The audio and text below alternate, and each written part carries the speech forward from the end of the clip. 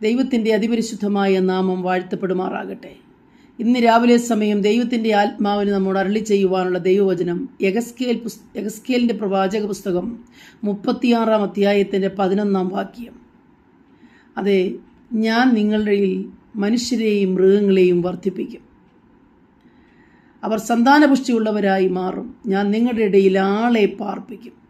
ഞാൻ നിങ്ങൾക്ക് കഴിഞ്ഞ നാളുകളേക്കാൾ അധികം നന്മ ചെയ്യും. ഞാൻ യഹോവയെന്ന് നിങ്ങൾ അറിയും. കഴിഞ്ഞ നാളുകളിൽ ഉണ്ടായിരുന്നതിനേക്കാൾ അധികം നന്മ ചെയ്ത് യഹോവയാണ് ദൈവമെന്ന് അറിയുമാറ്, ഞാൻ ദൈവമെന്ന് നിങ്ങൾ അറിയുമാറൊരു ദൈവപ്രവൃത്തി വെളിപ്പെടുത്തുമെന്ന് ദൈവത്തിൻ്റെ ആത്മാവ് ഇന്ന് രാവിലെ സമയം നമ്മോട് അരുളി ചെയ്യുന്നു. തൻ്റെ ദാസനായ ഇയ്യോബിൻ്റെ പുസ്തകത്തിൽ ഇയ്യോബിനോടൊരിക്കൽ പറയുന്നു, നിന്റെ പൂർവ്വസ്ഥിതി നിനക്ക് അല്പമായി തോന്നും, നിന്റെ അന്തിമസ്ഥിതിയോ അതിമഹത്തായിരിക്കും.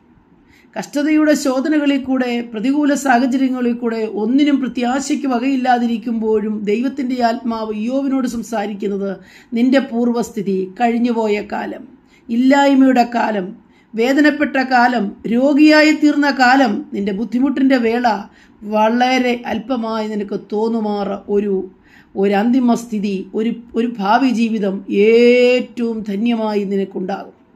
അപ്രകാരം തന്നെ സംഭവിച്ചു. ഉണ്ടായിരുന്നതൊക്കെയും വളരെ ധനവാനായിരുന്ന ഇയ്യോബ് തൻ്റെ ധനത്തേക്കാൾ, അതിലുണ്ടായിരുന്നതിനേക്കാൾ ഇരട്ടി പങ്ക് പ്രാപിപ്പാൻ ദൈവം ഇടയാക്കി തീർത്തു. എൻ്റെ മാന്യത നഷ്ടപ്പെട്ടു, പട്ടണവാസത്തിലുള്ള എൻ്റെ പ്രശംസ നഷ്ടപ്പെട്ടു, എൻ്റെ മക്കൾ നഷ്ടപ്പെട്ടു, എനിക്കുള്ളതെല്ലാം നഷ്ടപ്പെട്ടു എന്ന് വിചാരിച്ചിരുന്ന ഇയ്യോബ് ഇനി അവയൊന്നും മടക്കി കിട്ടുമെന്ന് ഒരിക്കലും പ്രതീക്ഷിച്ചിരുന്നില്ല.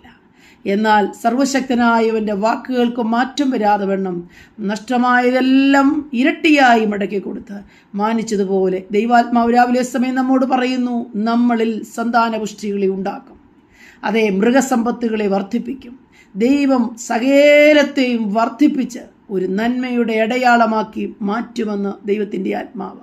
ആകയാൽ പ്രിയപ്പെട്ടവരെ, ഇത് ആർക്കാണ് ബാധകമായിരിക്കുന്നത്?